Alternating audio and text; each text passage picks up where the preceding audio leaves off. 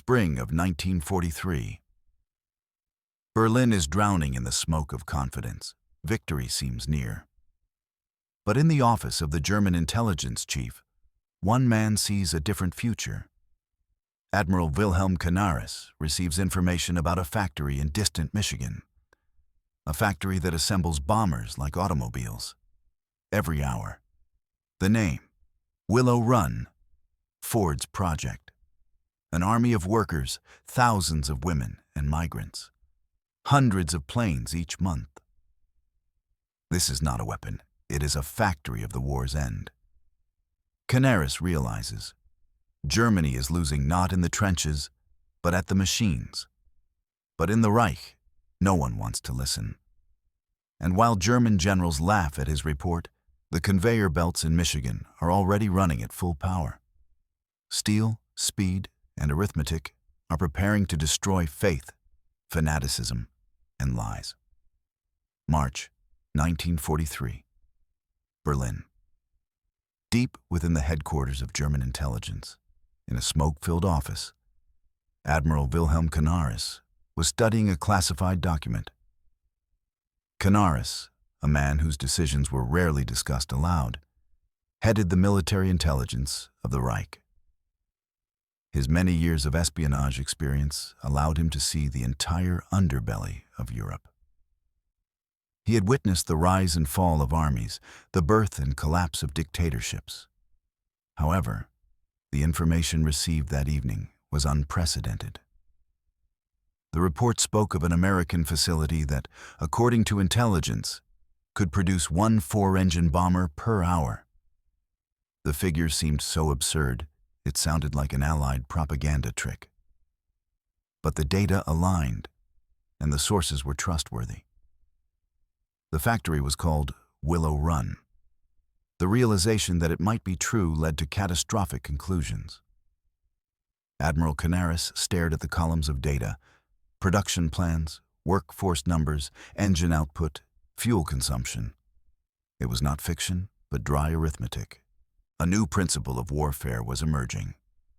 One decided not by tanks and guns, but by factories and assembly lines.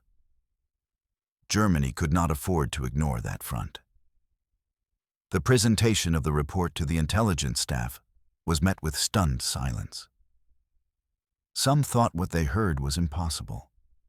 Others, insignificant, since Germany ruled the skies. But Canaris saw deeper. He understood that victory would go not to the most devoted ideologues, but to the most productive ones. And somewhere in faraway Michigan, productivity was already becoming a weapon. Outwardly, Berlin radiated confidence. Newspapers reported victories in Russia. Messerschmitts and Panzers rolled off the lines. The Führer promised a 1,000-year Reich. But in the offices of intelligence, one man saw the coming defeat, hidden in blueprints and steel. Canaris maneuvered through political intrigues because he did not believe in appearances. As an officer of the old school, he valued information over dogma. While others celebrated success, Canaris analyzed intercepted dispatches, trade reports, and industrial summaries. He saw clearly: the United States, protected by the ocean and blessed with limitless resources, was creating something unimaginable. Agents from neutral countries, Sweden, Switzerland, Spain, transmitted industrial data. An engineer from Sweden wrote about wing assembly done with automotive precision. A diplomat in Lisbon reported an assembly line longer than a warship. All threads led to one place: Willow Run, Michigan. The thought seemed absurd. Ford Motor Company, creator of the Model T, was now producing heavy bombers. Each aircraft consisted of 1 million parts, from hydraulics to oxygen systems. The speed of an automobile conveyor seemed impossible for such assembly. But that was the genius of the method. Ford divided the process into thousands of simple operations, each performed by a worker trained only for that task. It was the triumph of industrial thought. Scale, precision, repetition. For the Allies, a manifestation of genius. For Canaris, a death sentence for the Reich. He sent his conclusions to Berlin, marking them as urgent.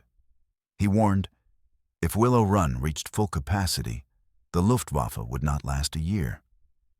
By sending that report, he understood the risk. In a country where ideology outweighed logic, analysis was treated as heresy. In a state built on lies, truth was considered treason. The reaction of the command was predictable. The report was mocked. Hermann Göring pushed the papers aside with the words, "Americans make refrigerators and razors. They don't build bombers." The hall burst into laughter, and the document was sent to the archives. But behind the laughter hid fear, the recognition that the enemy had surpassed Germany in her own pride, in efficiency. The Reich's leadership still viewed war as a test of will, blood, and destiny. Factories, manpower, and logistics were seen as secondary. They believed the spirit of the German soldier could compensate for any shortage. Later, Armaments Minister Albert Speer admitted, the numbers were staggering. If they are even half true, he wrote after the war, Germany lost the day the first machine started at Willow Run. But no one dared to say that to Hitler. Doubt was equated with defeat. The report was buried and Canaris's name added to the list of the unreliable. In Berlin cafes, officers drank to non-existent victories. Newsreels showed columns of soldiers, new tanks, smiling pilots. And in the offices of German intelligence, analysts recalculated the data again and again. The result remained the same. The war depended not on bravery, but on industry, and Germany no longer had any. While Berlin laughed, the impossible was happening in Michigan. The Willow Run plant, designed by architect Albert Kahn and financed by Henry Ford, became the largest in the world. Under one roof, nearly 30 hectares of production floors. Workers joked that you needed a bicycle inside. A 90-degree bend in the assembly line, invented as a tax loophole, became a symbol of engineering precision. Ford's principles came to life on a new scale. B-24. Liberator bombers moved down the line step by step. Wings joined fuselages, cranes lowered engines, and production never stopped. By mid-1944, the factory employed 42,000 people. A third of the workers were women, the very ones America called Rosie the Riveters. That was the nickname for women who replaced men sent to the front, working at factories and riveting parts of planes and tanks. The image of Rosie became a symbol of women's labor on the home front and of industrial strength. Thousands of African Americans arrived from the South to work. Farmers, housewives, teachers, all together, 24 hours a day, 7 days a week. The sound inside Willow Run never stopped. The air was thick with oil, metal, and ozone. Every 63 minutes, a new bomber rolled out of the hangar. The Germans needed weeks for one. Ford called it mass production for freedom. The Allies, the arsenal of democracy. For Canaris, a nightmare made real. By 1944, the sky over Europe had changed. The Luftwaffe had lost control. The air now belonged to armadas of 4-engine machines rising from England and Italy. Their roar became the sound of the end.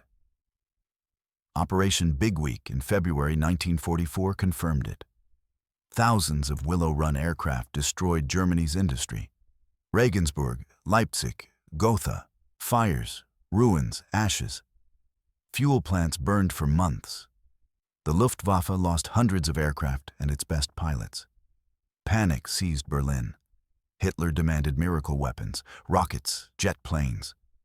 But miracles require resources that no longer existed. Canaris understood. The end was inevitable. He had warned earlier. Now it was too late. As one of his subordinates later wrote, Canaris was convinced Germany was losing not to soldiers, but to machines.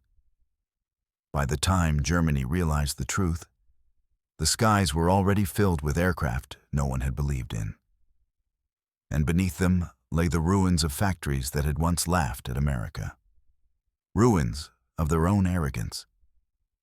Canaris did not live to see the end of the war. After the failed July 20th plot, the Gestapo found his diaries, proof of disloyalty. He was arrested, tried in secret, and executed in April 1945 at Flossenburg concentration camp. He was strangled with a piano wire. A few weeks later, Germany capitulated. The war that began with ideology ended with mathematics. The Allies built 300,000 aircraft. Germany, barely a third. A single Willow Run produced nearly 7,000 liberators, more than the Luftwaffe ever possessed. After the war, the factory returned to making automobiles. But the memory remained. It became a symbol of scale, efficiency, and determination, and proof that freedom can produce more than dictatorship can destroy. History remembers Canaris as the man who saw the inevitable too early, and Willow Run as the factory that ended the war before the generals realized it. The machines built in Michigan flew above Europe, but on the ground, beneath those same skies, stood those who truly bore the war on their shoulders. Soviet soldiers, people who fought not for numbers, but for life. Willow Run became a symbol of industrial power. But victory was defined by those who held the front, who marched from Stalingrad to Berlin. Machines could produce strength, but only humans could wield it. History is rarely black and white. In this one, two fronts of a single victory. The factories where metal was forged, and the fields where immortality was. Subscribe to remember those who won not with words, but with deeds. Who fought not for glory, but for life. Because memory itself is also a weapon.